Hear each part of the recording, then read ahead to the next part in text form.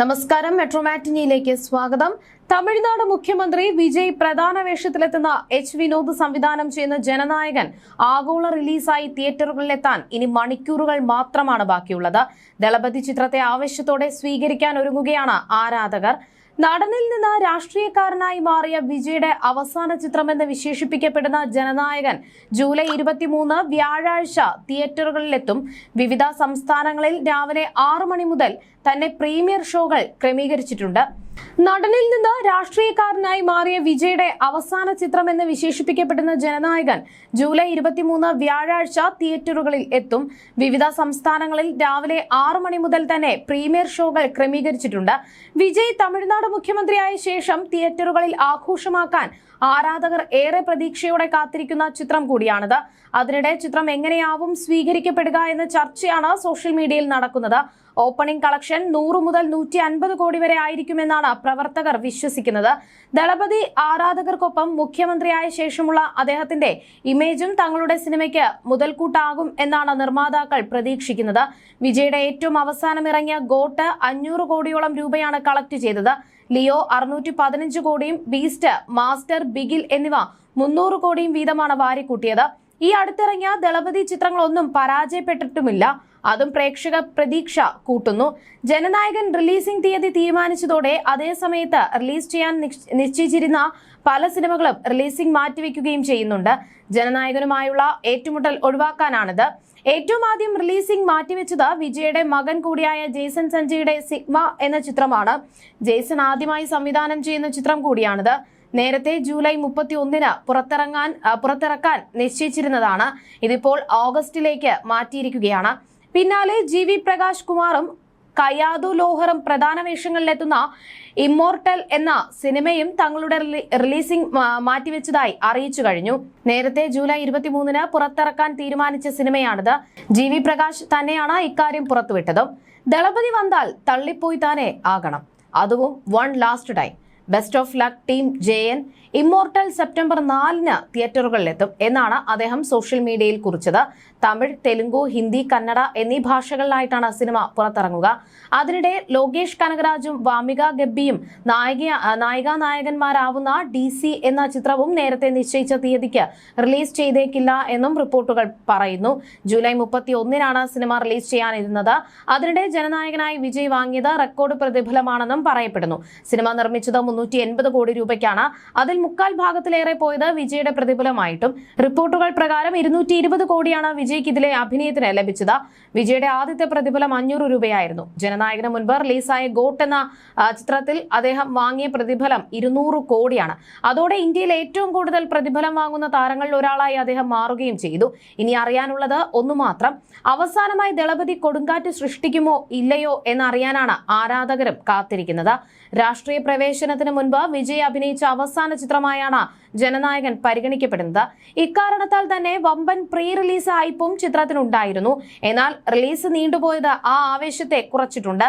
അതേസമയം ചിത്രം ഇനിയെങ്കിലും കാണാനാവുമെന്ന വാർത്തയെ പോസിറ്റീവായാണ് ആരാധകർ സ്വീകരിച്ചിരിക്കുന്നത്.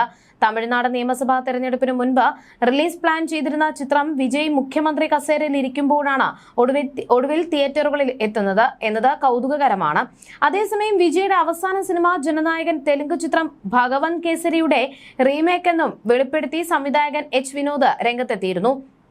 ഒരു മാധ്യമത്തിന് നൽകിയ അഭിമുഖത്തിലായിരുന്നു ഭഗവന്ത് കേസരിയിൽ സിനിമയിൽ നിന്നാണ് ജനനായകൻ പ്രചോദനം ഉൾക്കൊണ്ടിരിക്കുന്നത് എന്ന് അദ്ദേഹം വെളിപ്പെടുത്തിയത്. ജനനായകന്റെ 50% ഭഗവന്ത് കേസരിയിൽ നിന്നാണ്. ചിത്രത്തിന്റെ ആദ്യ പകുതിയിൽ 60% സാമ്യവും രണ്ടാം പകുതിയിൽ 20% സാമ്യവുമുണ്ട് എന്നായിരുന്നു വെളിപ്പെടുത്തൽ. സത്യത്തിൽ തനിക്ക് റീമേക്കിന് താല്പര്യമുണ്ടായിരുന്നില്ല എന്നും പക്ഷേ സിനിമ ഇഷ്ടപ്പെട്ടുവെന്നും ഒന്നുകൂടി ആലോചിക്കൂ എന്നും വിജയ് പറഞ്ഞതുകൊണ്ട് സമ്മതിച്ചതാണെന്നും വിനോദ് പറയുന്നു. ബാലകൃഷ്ണയുടെ സ്റ്റൈൽ എങ്ങനെ തമിഴ് സിനിമയിൽ വിജയ് കൊണ്ടുവരും എന്നോർത്ത് താൻ അതിശയിച്ചുവെന്നും വിനോദ് കൂട്ടിച്ചേർത്തു. വിജയ് സാറിനോട് എനിക്കുള്ള വലിയ ബഹുമാനം അദ്ദേഹം സ്ത്രീ ശാക്തീകരണത്തിനായി നിലകൊള്ളുന്നുവെന്നതാണ്. പിങ്കിന്റെ റീമേക്ക് ചെയ്യുമ്പോൾ അജിത്തിനും അതേ ആത്മാർത്ഥതയുള്ളത് ഞാൻ ശ്രദ്ധിച്ചു. വിജയുടെ അവസാന സിനിമയിൽ ജോലി ചെയ്യാനുള്ള അവസരം ഞാൻ നഷ്ടപ്പെടുത്തിയില്ല എന്നും വിനോദ് പറഞ്ഞിരുന്നു. 2025 ജനുവരിയിലാണ് ജനനായകൻ റീമേക്കാണ് എന്ന ആദ്യം വാർത്തകൾ പുറത്തു വന്നത്. VTV ഗണേഷ് ആയിരുന്നു വാർത്ത ആദ്യം പുറത്തുവിട്ടത്. വിജയ്ക്ക് ഭഗവന്ത് കേസരി ഇഷ്ടപ്പെട്ടുവെന്നും അദ്ദേഹം അത് 5 വട്ടം കണ്ടുവെന്നും റീമേക്കിന് താല്പര്യമുണ്ടെന്നുമായിരുന്നു വെളിപ്പെടുത്തൽ. പക്ഷേ സംവിധായകൻ അനിൽ രവിപുടി സമ്മതിച്ചില്ല എന്നും ഔദ്യോഗികമായി പ്രഖ്യാപിക്കാത്തതിനാൽ കൂടുതൽ കാര്യങ്ങൾ പറയാൻ കഴിയില്ല എന്നും അദ്ദേഹം കൂട്ടിച്ചേർത്തു. ഡിസംബറിൽ അനിലിനോട് വീണ്ടും ഇതേക്കുറിച്ച് ചോദ്യം ഉയർന്നതോടെ താൻ വിജയുമായി കൂടിക്കാഴ്ച നടത്തിയിരുന്നുവെന്നും സിനിമ റിലീസാകുന്നത് വരെ കാത്തിരിക്കൂ എന്നുമായിരുന്നു അദ്ദേഹത്തിന്റെ മറുപടി. റിലീസ് വരെ സിനിമ റീമേക്കാണോ അല്ലയോ എന്ന് താൻ പറയില്ല എന്നും അതുവരെ അത് ദളപതി വിജയ് ചിത്രമായിരിക്കുമെന്നും അനിൽ പറഞ്ഞിരുന്നു. വിജയ് തമിഴ്നാട് മുഖ്യമന്ത്രിയായ ശേഷം റിലീസാകുന്ന ജനനായകൻ നടൻ എന്ന നിലയിലുള്ള വിജയുടെ അവസാന ചിത്രമാകുമെന്നാണ് പ്രഖ്യാപനം. വിജയ്ക്കൊപ്പം അമിതാ ബൈജുവും പൂജ ഹെഡ്കെയും ബോബി ഡിയോളും മുഖ്യവേഷത്തിലെത്തുന്ന ജനനായകൻ 23-ന് തിയേറ്ററുകളിലെത്തും. കൂടാതെ പ്രകാശ് രാജ്, ഗൗതം വാസുദേവ് മേനോൻ, നരേൻ, പ്രിയാമണി തുടങ്ങി വമ്പൻ താരനിരയാണുള്ളത്.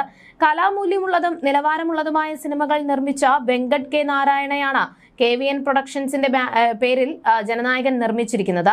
ദളപതി വിജയുടെ പ്രിയപ്പെട്ട 3 സംവിധായകരായ ബോയ്സ് എന്ന് വിശേഷിപ്പിക്കപ്പെടുന്ന ലോകേഷ് കനകരാജ്, അറ്റ്ലി, നെൽസൺ എന്നിവർ ജനനായകനിലെ ഒരു ഗാനരംഗത്തുണ്ടാകുമെന്നാണ് മറ്റൊരു അപ്ഡേറ്റ് സൂചിപ്പിക്കുന്നത്. സംവിധായകൻ വിനോദ് നടത്തിയ വെളിപ്പെടുത്തലുകൾ ശ്രദ്ധ നേടിയിരുന്നു. ഇത് വിജയുടെ അവസാന സിനിമയായി കാണേണ്ടതില്ല എന്നും മറിച്ച് മുഖ്യമന്ത്രി വിജയുടെ ആദ്യ സിനിമയായാണ് കാണേണ്ടതെന്നും സംവിധായകൻ പറഞ്ഞിരുന്നു. ഒരു അഭിമുഖത്തിൽ വിനോദ് ചിത്രത്തെക്കുറിച്ചും വിജയുടെ രാഷ്ട്രീയ യാത്രയെക്കുറിച്ചും വിശദമായി സംസാരിച്ചിരുന്നു. ഇത് ശരിക്കും വിജയ് സാറിന്റെ അവസാന സിനിമയാണോ എന്ന് ഇപ്പോൾ ആർക്കും ഉറപ്പിച്ചു പറയാനാകില്ല. പക്ഷേ ഇത് മുഖ്യമന്ത്രി വിജയുടെ ആദ്യ സിനിമയാണെന്ന് പറയാം.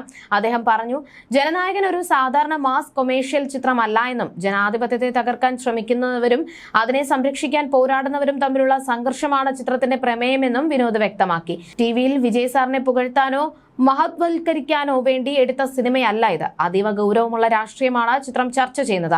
ചിത്രം കണ്ടു കഴിഞ്ഞാൽ നിരവധി ചർച്ചകൾക്ക് വഴിയൊരുങ്ങുമെന്ന് ഞാൻ വിശ്വസിക്കുന്നുവെന്നും സംവിധായകൻ പറഞ്ഞു. ചിത്രത്തിന്റെ കഥ ആദ്യം മറ്റൊരു പ്രമുഖ നടനോട് പറഞ്ഞിരുന്നുവെന്നും എന്നാൽ രാഷ്ട്രീയ പശ്ചാത്തലം കേട്ടപ്പോൾ അദ്ദേഹം പിന്നോട്ടു പോയി എന്നും വിനോദ് വെളിപ്പെടുത്തി. നടന്റെ പേര് പറയാതെയാണ് അദ്ദേഹം ഇക്കാര്യം പങ്കുവച്ചത്. കഥ കേട്ട ശേഷം അദ്ദേഹം നമ്മുടെ നാട്ടിൽ ഇത് വർക്കാകുമോ എന്നാണ് ചോദിച്ചത്. അറിയില്ല സാർ, നോക്കാം എന്ന് ഞാൻ മറുപടി നൽകി. അതോടെ ആ സിനിമ ചെയ്യാനുള്ള ധൈര്യം അവിടെ അവസാനിച്ചു എന്നും വിനോദ് പറഞ്ഞു. വിജയുടെ രാഷ്ട്രീയ ജീവിതത്തിലെ നിർണായക നിമിഷമായ നെയ്വേലി സെൽഫിയുമായും ജനനായകൻ എന്ന പേരിന് ബന്ധമുണ്ടെന്ന് സംവിധായകൻ പറഞ്ഞു. ജനങ്ങളുടെ നായകൻ എന്ന അർത്ഥവും ജനാധിപത്യത്തെ സംരക്ഷിക്കുന്ന നായകൻ എന്ന അർത്ഥവും ഒരുപോലെ ചിത്രത്തിന്റെ പേരിൽ ഉൾക്കൊള്ളുന്നുണ്ടെന്നും അദ്ദേഹം വിശദീകരിച്ചു. ആധുനിക യുദ്ധ രീതികളും ജനാധിപത്യത്തിന് നേരെയുള്ള ഭീഷണികളുമാണ് ചിത്രത്തിന്റെ പ്രധാന ചർച്ചാ വിഷയങ്ങളെന്നും വിനോദ് പറഞ്ഞു.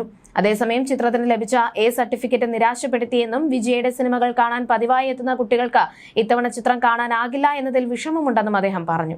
You're watching me on metromatney.com. metromatney.com. Subscribe for more videos. Subscribe for more videos. Subscribe here for more videos. Subscribe now. Thank you.